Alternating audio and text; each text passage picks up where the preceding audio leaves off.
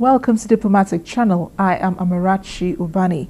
We're back from the IMF spring meetings in the U.S. capital, Washington, D.C., where apart from predictions of weak global economy, financial leaders took time out to discuss or at least share their thoughts on Britain's exit from the EU, now known as Brexit.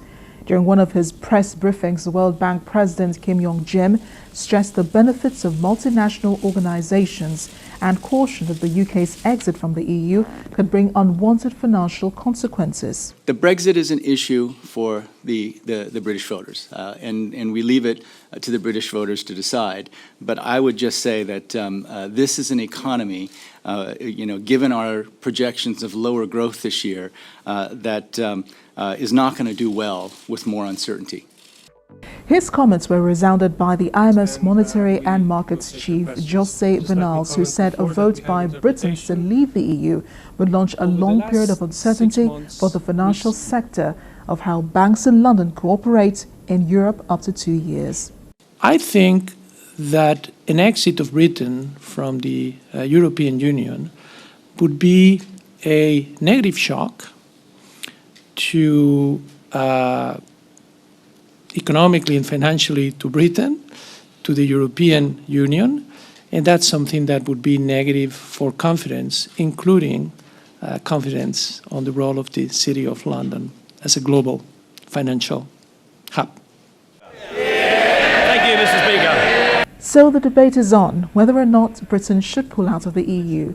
The British Prime Minister David Cameron said he wants to renegotiate the terms of the UK's membership ahead of the referendum by the end of next year and will campaign for Britain to remain in the EU if he gets the reforms he wants.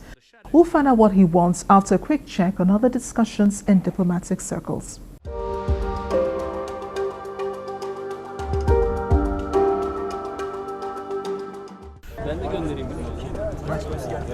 German Chancellor Angela Merkel is in Turkey, seeking the creation of safe zones to shelter refugees in Syria, an idea Turkey has long championed in the face of UN caution.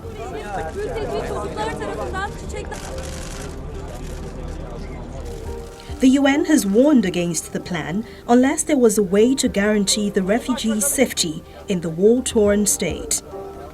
Her call was supported by the Turkish Prime Minister Ahmet Davutoglu, who said the UN and the international community did not take necessary steps, resulting in a significant burden and suffering on the Syrian people and on the Turkish people as well. Meanwhile, the International Organization for Migration says migrants in boats are landing in Greece at a rate of about 150 a day from Turkey, after haters indicating that the hermetic sealing of this route to Europe appears to be over.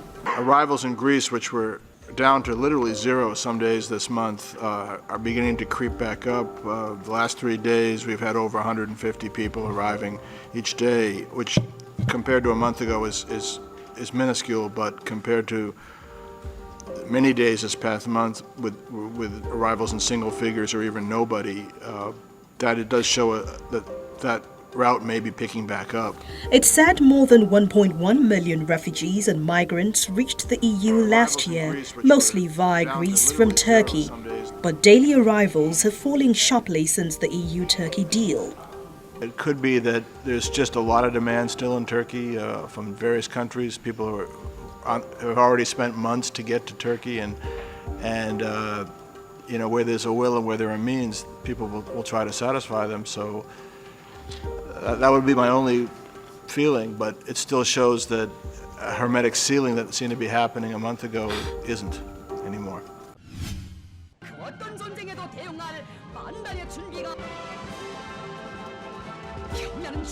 South Korea has reported that its neighbor North Korea has fired a submarine-launched ballistic missile off its east coast, flying it for about 30 miles. Under UN sanctions, North Korea is banned from nuclear tests and activities that use ballistic missile technology.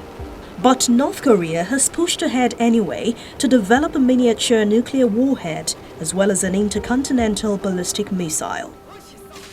Pyongyang first tried to launch a submarine-based missile last year and was thought to be in the early stages of developing that kind of weapon system.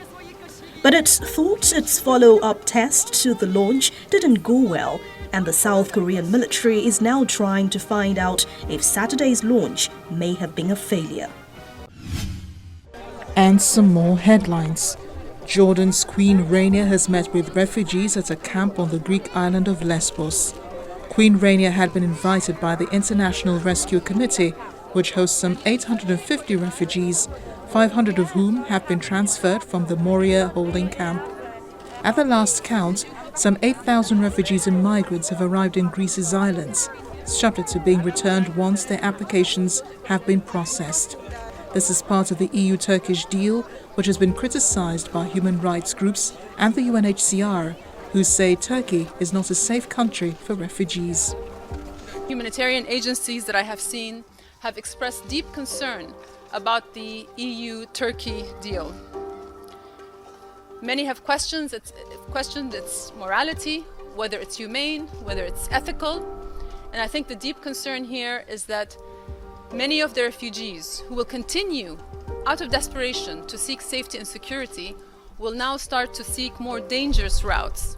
These people have gone from suffering to suffering, and the one thing that I keep hearing time and again is that if they had a choice, they would be back in their homes, that this was the last resort, and some of them have held out to the very, very end after their towns and homes and all their possessions have been destroyed, and then decided to leave.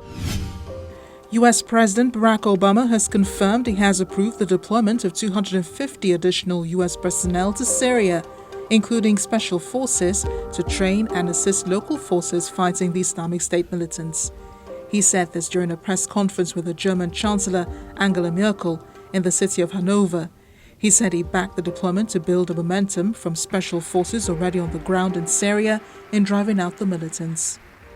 Just as I've approved additional support for Iraqi forces against ISIL, I've decided to increase U.S. support for local forces fighting ISIL in Syria. A small number of American Special Operations Forces are already on the ground in Syria, and their expertise has been critical as local forces have driven ISIL out of key areas. So given the success, I've approved the deployment of up to 250 additional U.S. personnel in Syria, including special forces, to keep up this momentum.